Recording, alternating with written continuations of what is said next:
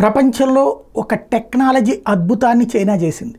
చాలా అద్భుతమైనటువంటి టెక్నాలజీ. అదే ఆర్టిఫిషియల్ ఇంటెలిజెన్స్ని బేస్ చేసుకుని తయారు చేస్తున్నటువంటి నెట్వర్క్స్ని ఎక్కడికక్కడ మొబైలైజ్ చేసింది దేశవ్యాప్తంగా.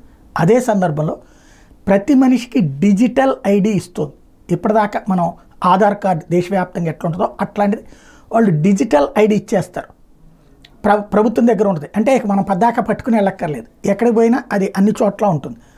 జస్ట్ మనం వెళ్ళగానే ఆ ఫేస్ రికగ్నైజ్ చేసి నీ నెంబర్ ఇది 1323 13,263 ఇట్లాగా సోన్స్ అడ్రస్తో సహా అక్కడ ఉంటుంది. ఇక ఆటోమేటిక్గా మనం ఎక్కడికి వెళ్ళినా సరే ప్రత్యేకించి చూపించుకోనక్కర్లేదు. ఇది ఒక చక్కటి అద్భుతమైన టెక్నాలజీ. కానీ ఇది ఇలాంటి ప్రజాస్వామ్యబద్ధమైనటువంటి దేశాల్లో ఇది బాగుంటుంది. కానీ అది నియంత దేశం.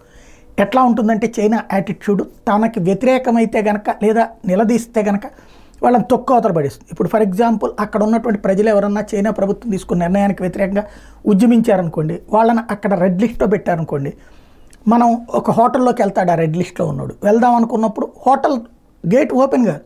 ఎందుకని? ఈ డిజిటల్ ఐడిలో అతను బ్లాక్ చేసి ఉంటారు. ఎక్కడికి పోనీయకుండా చేశారనుకోండి, ఎక్కడికి వెళ్ళాలో తెలియదు. ఈవెన్ అక్కడ ఇళ్ళకి వెళ్ళాలన్నా సరే ప్రతి అపార్ట్మెంట్కి కానీ ప్రతి ఇంటికి కూడా ఈ ఎలక్ట్రానిక్ లాకర్ సిస్టమ్స్, ఎలక్ట్రిక్ లాక్సే ఉంటాయి. ఆ లోపలికి వెళ్ళేటప్పుడు అంటే మనకి ఇక్కడ ఉండేటటువంటి ఇవి ఉంటాయి చూడండి, అపార్ట్మెంట్లకు కానీ అది గేట్లు ఉంటాయి కదా, సెక్యూరిటీ గేట్లు, అక్కడ త్రూ అట్లా వెళ్ళేటటువంటివి ఉంటాయి. ఇప్పుడు ఇది కనుక గవర్నమెంట్ బ్లాక్ చేస్తే ఇక అక్కడ కూడా పోవడానికి వీల్లేదు. ఇక నడి రోడ్డు మీద నుంచోవాల్సినటువంటి పరిస్థితి వస్తుంది. ఇక్కడ ఆ ప్రభుత్వపు తీరు చూస్తే మాత్రం అట్లాంటిది. కాబట్టి టెక్నాలజీ అయితే అద్భుతం, కానీ భవిష్యత్తే భయం నియంతల దేశం కాబట్టి.